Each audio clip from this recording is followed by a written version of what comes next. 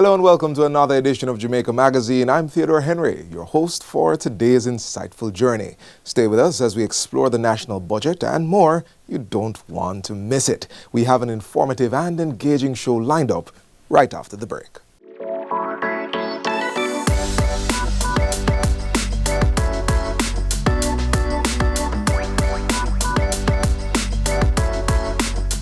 For the introduction of proper traceability of animals and products of animal origin, countries have implemented systems to ensure the safety of food and also for disease surveillance purposes. So the NAITS, National Animal Identification and Traceability System, and the legislation requires that every bovine animal must be tagged.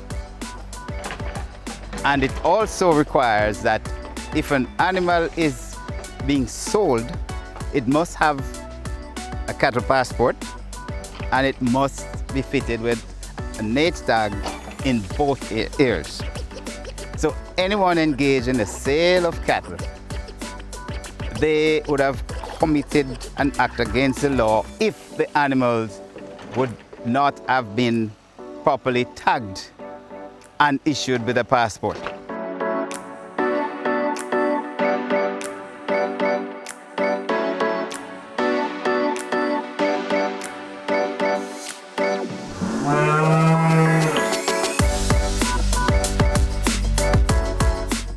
Thanks for staying with us. The Ministry of Legal and Constitutional Affairs is still taking us on the road to becoming a republic. And to support this goal, the government has allocated funds in the budget. Grab your calculators. Let's take a closer look.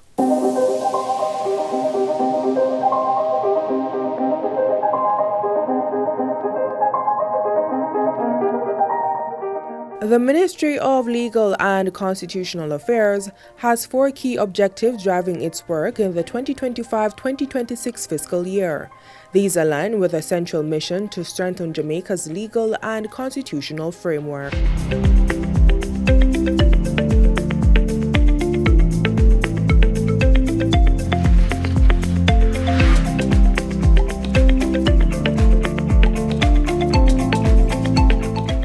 To achieve these goals, the ministry has been allocated nearly $1.6 billion for the 2025-2026 fiscal year, an increase of $216 million over the previous year's recurrent budget. The total budget supports 2 key functions: executive and administrative operations and law reform initiatives.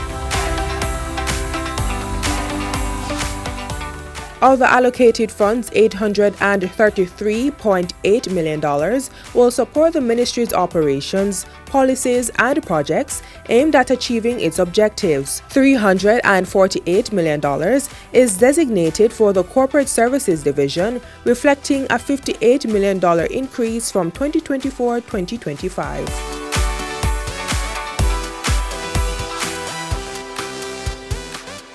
$485.8 million will go toward policy, planning, and development, which includes research to guide legislative decisions, a $120 million increase over the previous fiscal year.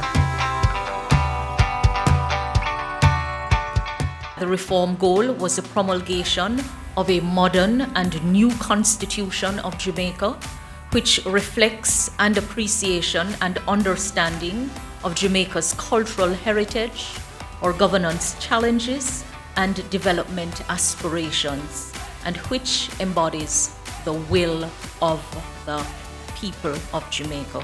With Jamaica's transition from a constitutional monarchy to a republic already in progress, an additional $28.1 million has been allocated for law reform, bringing the total to $764.9 million for 2025-2026.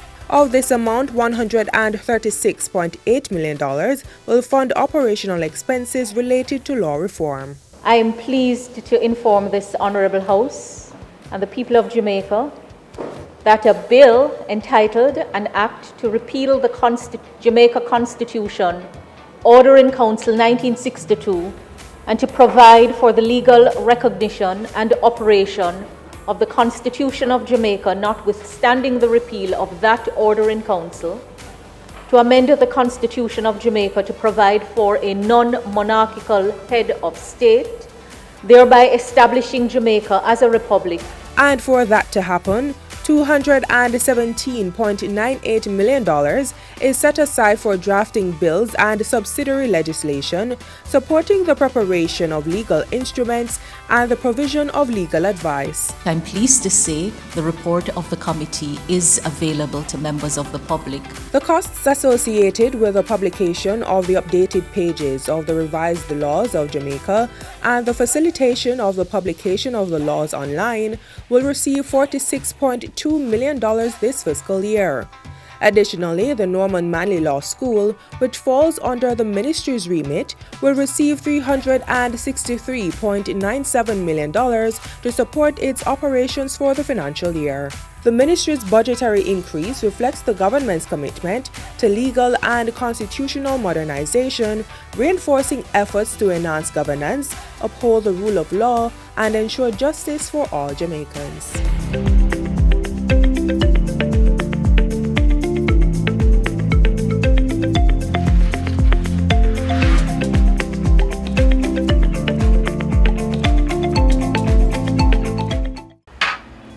So Bonnie, you renew your road license yet? Babes, the road have me away. I can't even find time, but you know money have to make.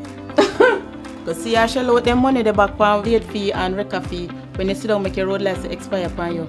Well, transport authority so we can apply online. And that me I got to know. Operators of public passenger vehicles and commercial carriers, renew your road license before April 1 and avoid late penalty. A message from the Transport Authority.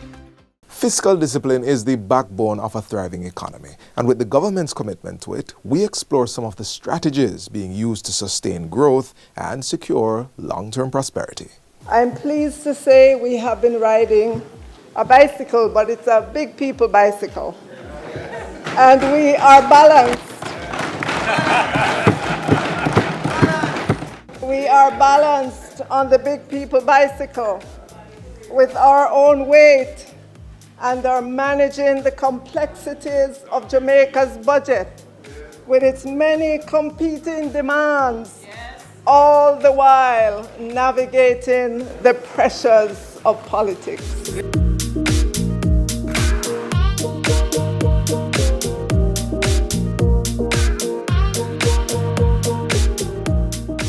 February 21, 2025, International Credit Rating Agency Fitch signaled to the entire world its continued positive outlook on Jamaica and affirmed Jamaica's BB- credit rating. Fitch said its positive outlook reflects the fact that Jamaica has stronger governance than the peer median, meaning Jamaica is above its peer group in governance. And me say so, a Fitch International Rating Agency says so. Fitch also highlighted that Jamaica has made significant progress with debt reduction and that Jamaica has a sound fiscal framework and, Madam Speaker, a strong political commitment to deliver large primary surpluses. The rating agency noted that this government has built a record of fiscal prudence that has gained credibility in recent years and may be further strengthened over the next several years, including through the successful implementation of the new Fiscal Commission. The Independent Fiscal Commission, in its first report, has said that Jamaica's fiscal position and policy is sustainable. The legislated debt to GDP target of 60% or less by fiscal year 2027-28 is expected to be met. Debt to GDP has fallen from a high of 135.3% in fiscal year 2012-2013. By the time we close this fiscal year, 2024-25, On March 31, 2025, we will be at 68.7%. Overall, the macroeconomic and fiscal operations are reasonable and achievable. Unemployment is down, employment is up. At the end of October 2024, Staten reported that unemployment stood at its lowest on record, which was 3.5%, with male unemployment at 2.6% and the female unemployment at 4.5%. The net international reserves, NIR, is strong at $5.6 billion at December 31, 2024. The main purpose of a country's net international reserves is to act as a financial safety net, providing a cushion against external shocks like currency crises or sudden disruptions in capital inflows, allowing the country to meet its foreign exchange obligations and maintain stability in its domestic currency by intervening in the foreign exchange market if needed. The overall inflation figures remain within the target 4 to 6% range. The commitment of this government is to continue strengthening our multi-layered national natural disaster risk financing and to fill any gaps that we have. Here is what this government has put in place to cushion the budget during disasters and provide for Jamaicans a $130.6 billion national natural disaster risk financing shock absorber. The fiscal balance rule is also a strong guardrail for the financial affairs of this country. It is codified in our laws as a target in fiscal year 2020-2021 and continuing for 4 years. And that is what we have, a fiscal balance surplus of no less than 0.3% of GDP. For the first time in 10 years, based on our fiscal rules, we are allowed to run a deficit equivalent to no more than 0.3% of GDP. And that would still keep us on the path to 60% debt to GDP by fiscal 27-28. There is no greater testimony to the high regards that this government has for the fiscal affairs of this country, and by extension, the people of Jamaica, than for Jamaicans to know that this government has stared a budget deficit in the face that we legitimately could run in an election year and said no thank you. We are safeguarding the hard-won gains of the people of Jamaica so that their children and grandchildren can live a better life in Jamaica.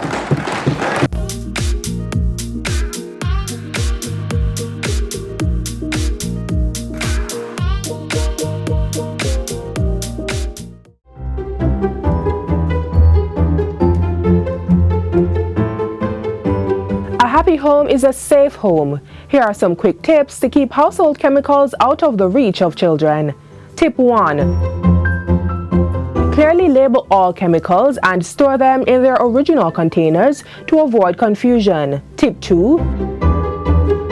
Use child-proof locks on low cabinets and store all chemicals on high shelves or in locked cabinets. Tip 3. Teach your children about the dangers and importance of safety around these products. Few simple steps can make a big difference. Keep your home safe and keep those little hands out of harm's way.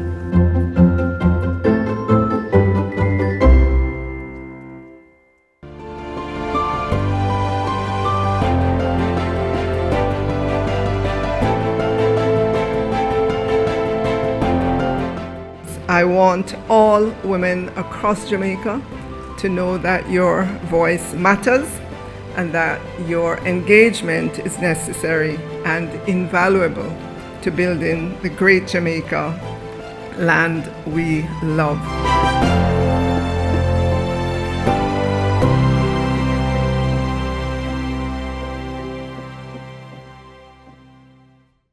It's often said that our health is our wealth, right? Up next, we shift from budgeting to salt intake as health professionals discuss the importance of moderation and the effects of excessive salt consumption. Most of us are very familiar with salt. The most common is table salt. The chemical name is sodium chloride, and it's a common component of the food supply in most countries. There are several other sources of salt, including monosodium glutamate, or MSG as it's commonly known, and sodium bicarbonate or baking soda.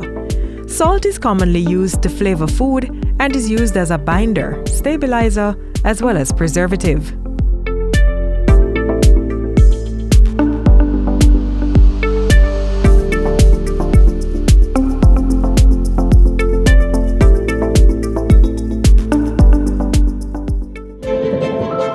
Sodium, or salt as we know it, plays an important role in the proper functioning of our body, with just about 500 milligrams needed daily to carry out normal body functions, such as water balance and nerve conduction.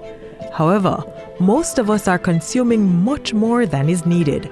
Global estimates suggest that persons consume between 9 to 12 grams of salt per day, which is 1.5 to 2 times the recommended intake level. This briny affair is one of the key factors in our non-communicable disease burden.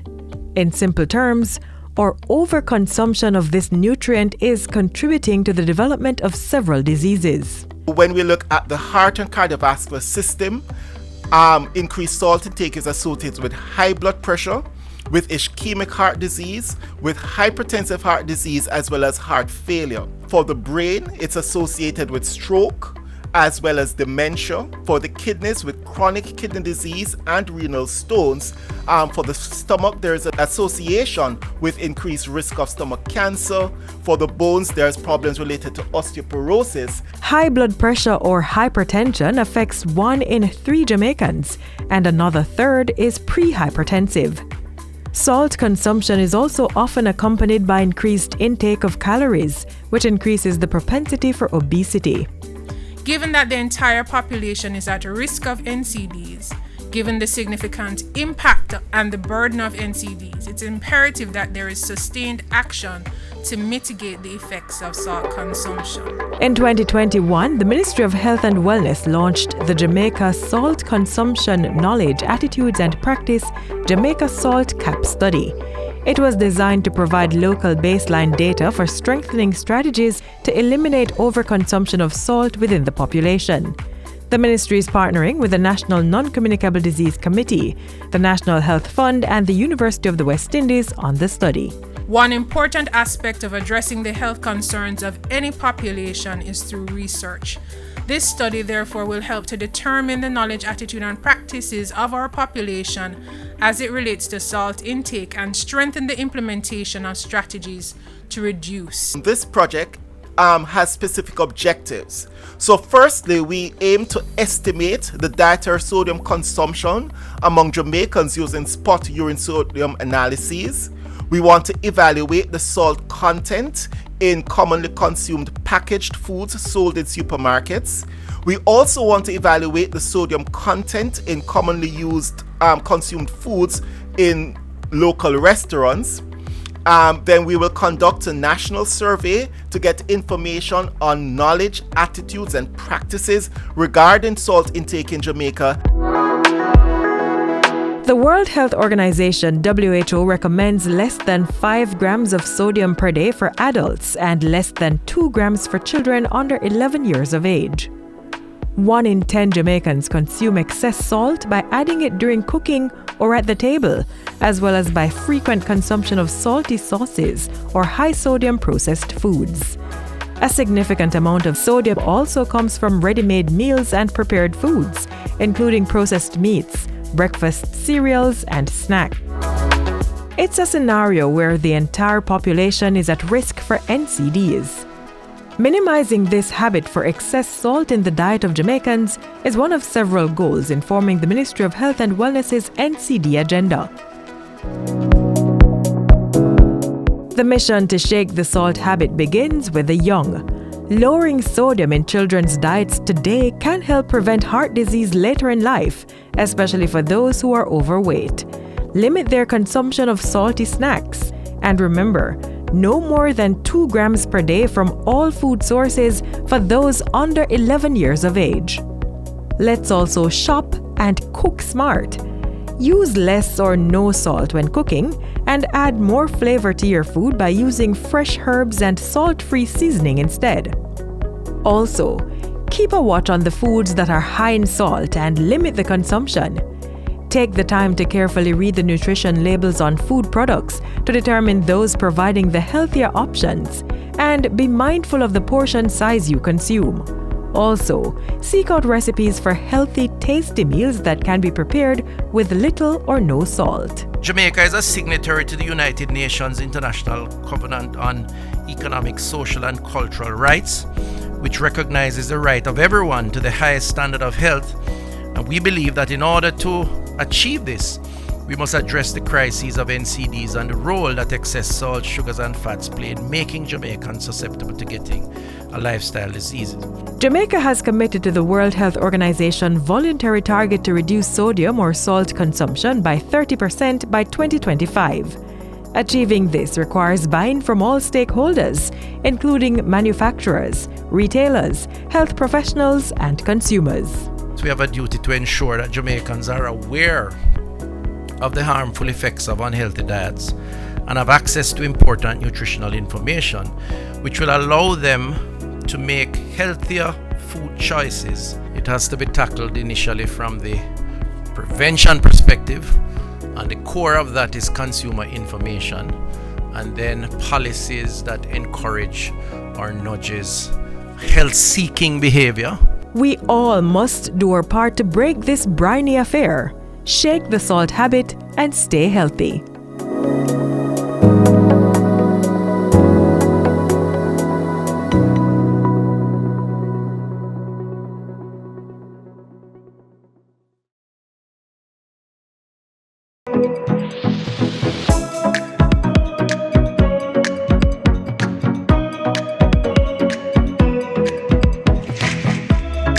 Give me some elastic.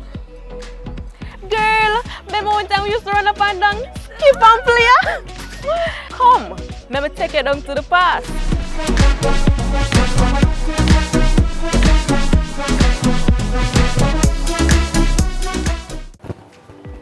Now 1 year, I'm gonna make you jump like there's no tomorrow. From your ankle to your knee, under your bottom and your waist. But watch you now, better me show you how it's done.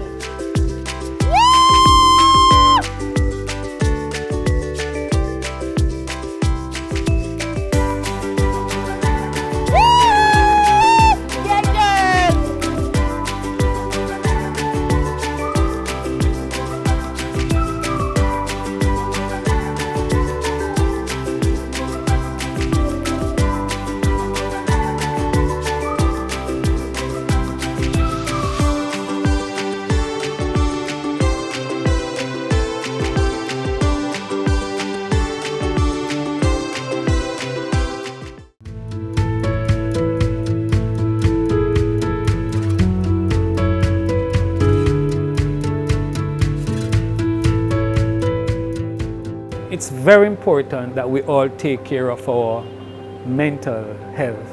Good mental health, mental wellness impacts on and will affect how we live within our family, interact with family members. When we enjoy good mental wellness, it impacts on how we function in school, function at the workplace, relate to members in our community, members at church, and the wider society. So it's very important for us to enjoy mental wellness.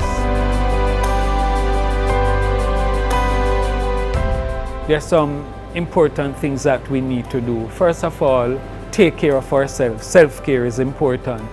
It's also important for us to establish high value, healthy social connections, yes? What we find is that people who live longer, live healthier on a daily basis are people who invest in good social relationships, with your family, with your friends, people at school, people at the workplace, people in your community of faith. So it's so important for us to find time to invest and to interact with people. It's also important for us to recognize that, mental illness can affect anyone in the community, anyone in our family, and that when we're not doing well, it's so important for us to seek help very early. I know we live in a society where there's a lot of negative attitudes, high level of stigma towards mental health and mental illness. But it's so important for us to, when we're having problems, when we're having difficulty, be it not sleeping well or struggling at the workplace, difficulty studying at school, or problems relating with others around us, indicate that we're having some mental health challenges, yes? And when these things are happening to us, it's important for us to seek professional help early. And in seeking professional help, it's so important that we choose people who are adequately trained, because there are lots of people who are out there practicing who are not adequately trained, and they can give us wrong advice, treat us in inappropriate ways. We're also living in a world, post-pandemic, after the pandemic, where we've seen a surge in mental health problems, especially among young people. Depression, suicidal ideation, problems adjusting to school and so on. And we're seeing it, based on the number of persons young people who are coming forward for help. And what I want to advise parents, family members, teachers and so on, to recognize that our young people are having mental health challenges, and when they present, let us listen to them, respond to them in a non-judgmental manner, and most importantly, encourage them to seek help very early. It's very important, because too many young people have found that they have not been able to achieve their goals in studying or career goals because of mental illness and not having gotten treatment early in their illness. So I encourage us, encourage our young people, support them to seek help when it's necessary.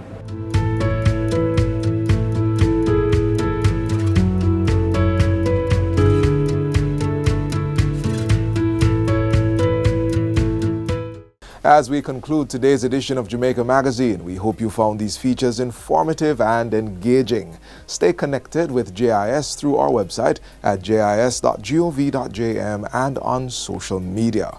On behalf of the production team, my name is Theodore Henry, wishing you a fantastic weekend. This has been a production of the Jamaica Information Service, the voice of Jamaica.